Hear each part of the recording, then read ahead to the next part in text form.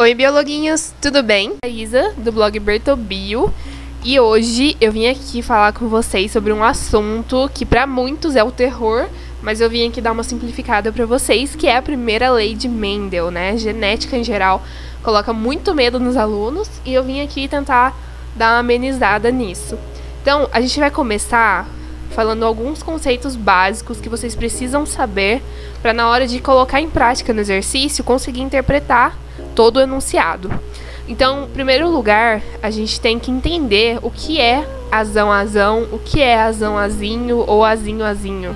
Tá? Pode ser qualquer letra, eu estou usando o A como exemplo, mas podia ser vezão-vezão, podia ser usão-usão, enfim. E o que é, né, esse azão-azinho que a gente fala? Tipo, o que ele representa? Para quem não sabe, o azão-azinho, azão-azão ou azinho-azinho representa o gene. E o gene é a unidade fundamental da hereditariedade. O gene é presente no nosso DNA. Então, quando os nossos pais têm filhos, eles passam os genes deles para os descendentes. Então, por isso que, por exemplo, se minha mãe tiver alguma doença, provavelmente eu terei também, porque isso é passado pelo gene, tá? Beleza, entendido isso, a gente vai para a definição de genótipo e fenótipo. As pessoas confundem muito, mas vamos tentar fazer uma analogia aí para vocês lembrarem. O genótipo é a letra, é o gene. Então, já que começa com G, né? Pensa que é o gene. E o gene é o quê? Azão, azinho, azão, azão e azinho, azinho, tá? Então, toda vez que eu falar o genótipo tal, eu tô falando da letra.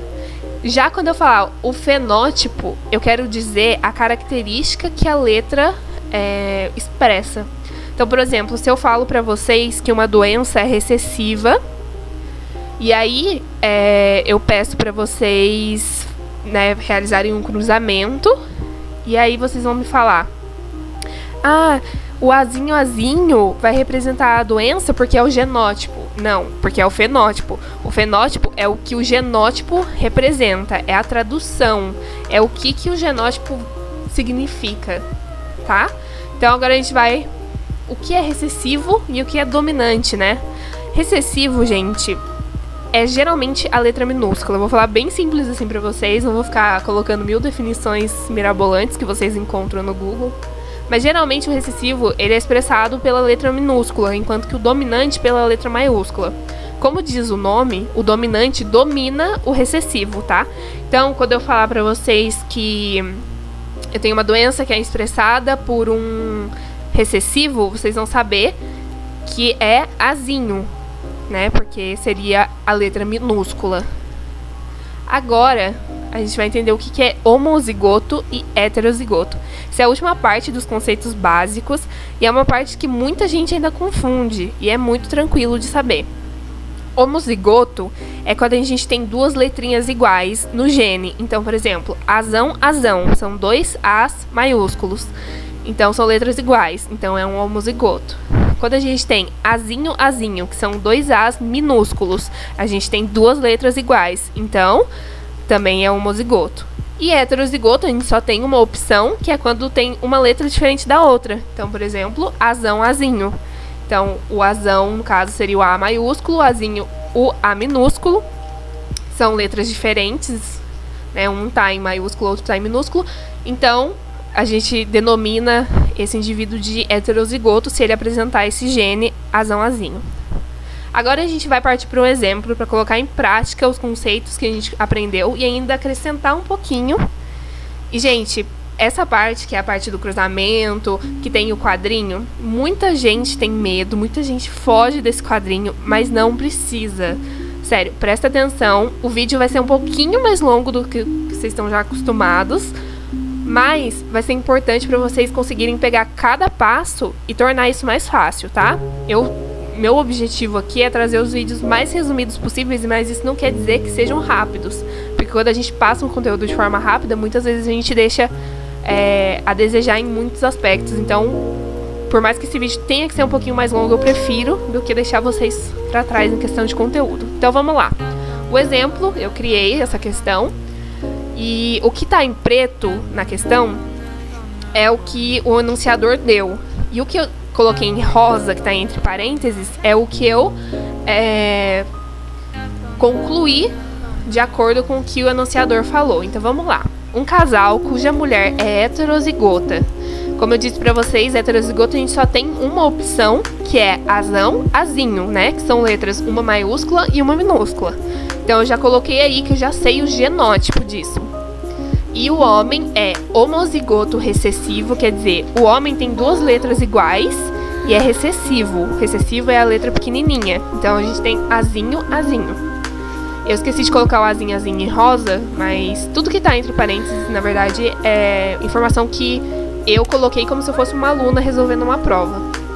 Para determinada doença, deseja calcular a probabilidade de seu descendente ser, assim como o pai, doente. Então, vamos supor que isso seja alguma doença, sei lá, vamos pensar numa doença bem básica, daltonismo, ou diabetes, enfim, qualquer doença que você quiser usar como exemplo. O pai é doente, a mãe não é doente, porém ela apresenta um gene, que é o azinho, que se ligado com um azinho do pai, vai tornar a criança doente. Então a gente vai ver isso no quadro. Então eu coloquei aí num retângulozinho que a primeira coisa que a gente vai ter que fazer é o cruzamento entre o azão, azinho e o azinho, azinho. E para isso a gente vai usar o quadro, tão temido quadro, mas que é muito tranquilo, gente. Ó, sempre é o mesmo esquema de quadro quando a gente fala de primeira lei de Mendel. Então você faz esses risquinhos que eu fiz, que estão em rosa. E aí vocês colocam em preto, vocês estão vendo que é o gene do pai e da mãe que eu coloquei. Então ali em cima a gente vai ter azão, azinho, que é a mãe. E do ladinho a gente tem azinho, azinho, que é o pai. E aí a gente vai começar a cruzar esses genes para ver qual descendente que vai dar pra gente. Então, ó, eu coloquei as setinhas de acordo com a coloração ali do gene. Então, vamos primeiro pela setinha amarela. O azinho do pai vai se encontrar com o azão da mãe e vai formar um gene azão, azinho. Esse gene não determina um fenótipo de uma pessoa doente. Então, se a criança vier azão, azinho, ela não vai ser doente, assim como a mãe não é doente. Agora a gente vai seguir a setinha verde, tá? Que ela é mais comprida, que ela vai ligar o azinho da mãe com o azinho do pai. E aí, juntando esses dois, vai dar azinho, azinho. O azinho, azinho expressa a doença. Então, quer dizer, se a criança vier azinho, azinho, ela vai ser doente. Aí, a gente tem a seta azul, que novamente a gente vai juntar o azão da mãe com o azinho do pai. E a gente vai ter um genótipo de azão, azinho, em que a criança não vai ser doente se ela vier com esse genótipo. E, por fim, seguindo a seta roxa, a gente vai juntar o azinho do pai com o azinho da mãe, dando um indivíduo azinho, azinho, que será doente, né, se no caso a criança nascer com esse genótipo. E agora a gente vai ver esse quadrinho sem essas setas, para a gente conseguir concluir o raciocínio, tá? Vocês podem perceber que do quadro a gente tem 4 resultados, né? Azão, azinho, azinho, azinho, azão, azinho e azinho, azinho, certo? De 4 resultados, 2 deles são de que a criança será doente e 2 são de que a criança não será doente. Então, a gente pode dizer que a chance dessa criança vir com a doença, nascer com a doença, é de 50%, porque, né, de 4, 2 podem vir com a doença. Então, né, 4, metade de 4 dá 2, 50%, né? Acho que vocês manjam mais de matemática do que eu, tá bom? Então é isso, mas aí vocês devem estar pensando assim, Isa, eu entendi, consegui acompanhar o raciocínio, mas e agora? Eu não vou conseguir fazer isso sozinha, eu não vou ter todo esse pensamento.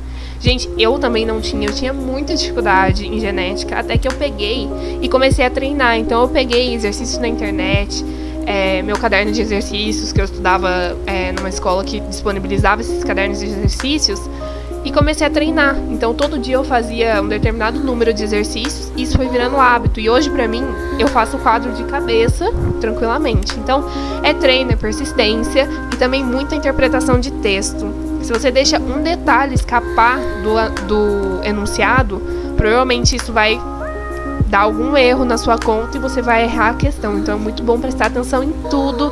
Se puder usar um marca-texto, alguma coisa que chame a sua atenção para os detalhes do enunciado, é bem melhor. E só para dar uma complementadinha, essa lei por Mendel foi chamada de Lei da Segregação dos Fatores, tá? Então, em alguma prova, se vier essa lei, para vocês não falarem, ai meu Deus, nunca ouvi falar disso. Já ouviram sim, é a primeira lei de Mendel. Tá bom? Então é isso, muito obrigada por assistir. Desculpa o vídeo um pouquinho mais longo, mas eu acho que é necessário, é justo. Se você tá fazendo algum exercício sobre esse assunto e não tá conseguindo por algum motivo, empacou em algum ponto, pode me mandar no direct do Instagram, por e-mail, na página do Facebook, no blog, onde vocês quiserem. Pode me mandar um print lá da questão e o que vocês fizeram, tá bom? Tá tudo aqui no box de informações. Se inscrevam, obrigada por assistir mais uma vez. Um beijinho e até o próximo vídeo.